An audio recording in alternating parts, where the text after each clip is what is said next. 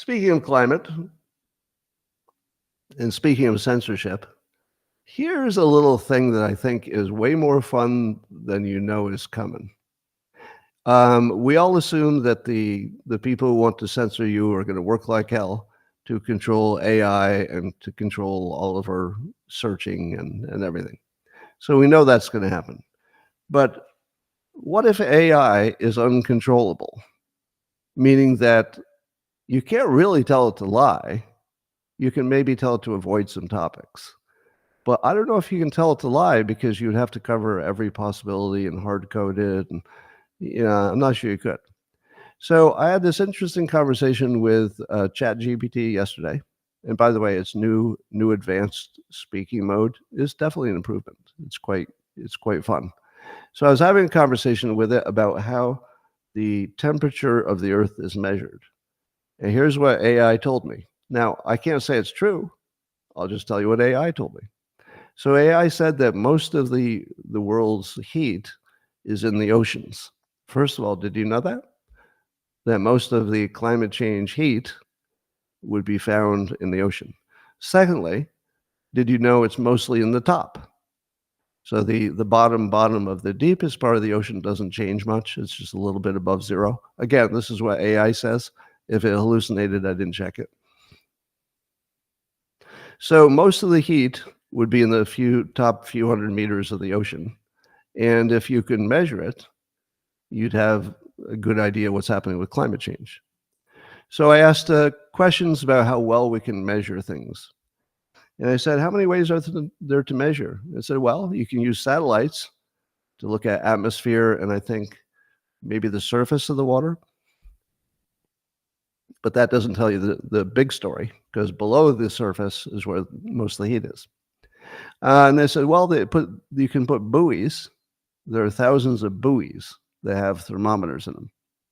And they'll give you the temperature. I'm like, great. And then I said, so why do you have satellites? If the buoys are good at getting the temperature, why do you have satellites? And it said, well, because the satellites plus the buoys can be used in a way that gives you a better temperature. And I said, I don't understand that. Isn't one of them better than the other? Why don't you use the one that's better? If the satellite is better, use that. If the water thing is better, use that.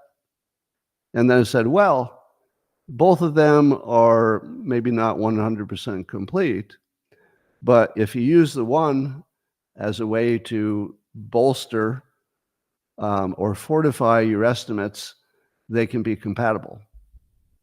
And I said, it sounds like you're working a cubicle and you're lying to your boss right now. Because let me ask this again.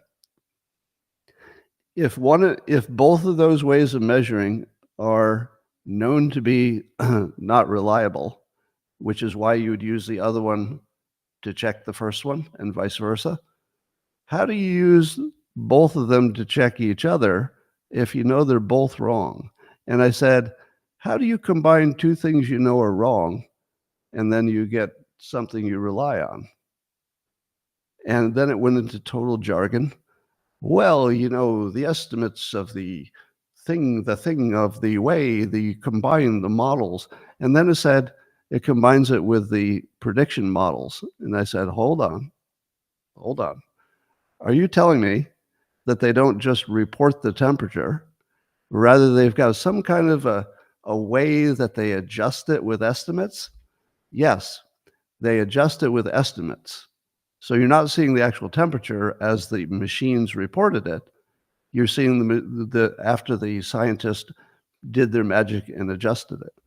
And then I said, well, how did they know they adjusted it to something correct, given that there's no standard, which you already think is correct, that you could compare their estimates to?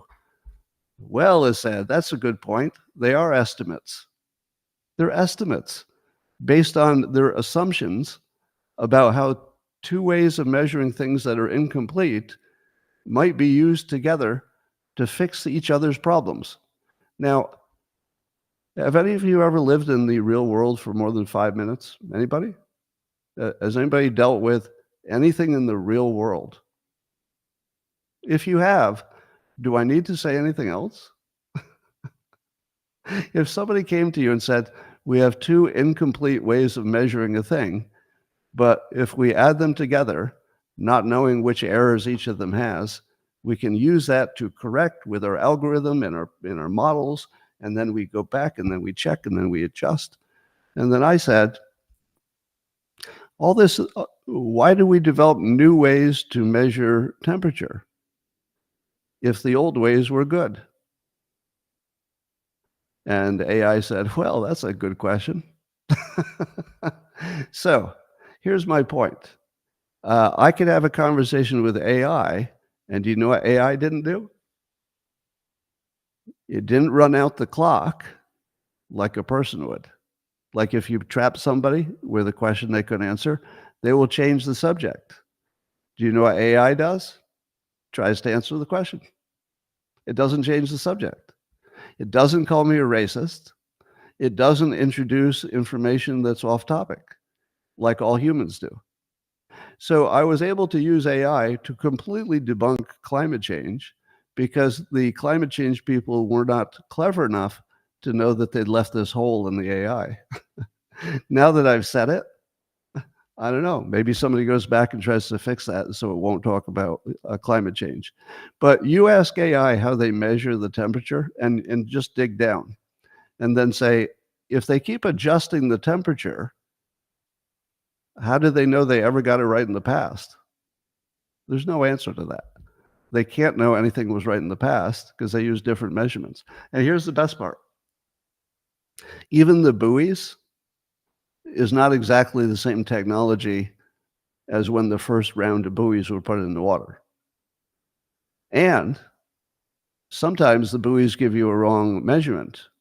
Do you know what they do when a buoy seems to have the wrong temperature?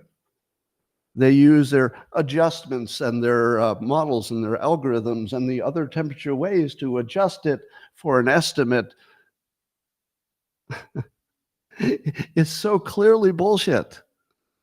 If you were in a corporation and one of your employees came to you and told you that story, that they're using all kinds of different equipment that changes over time and they're using their math and their estimates and their algorithms to correct it, you would laugh them out of your office unless it was what you wanted to hear.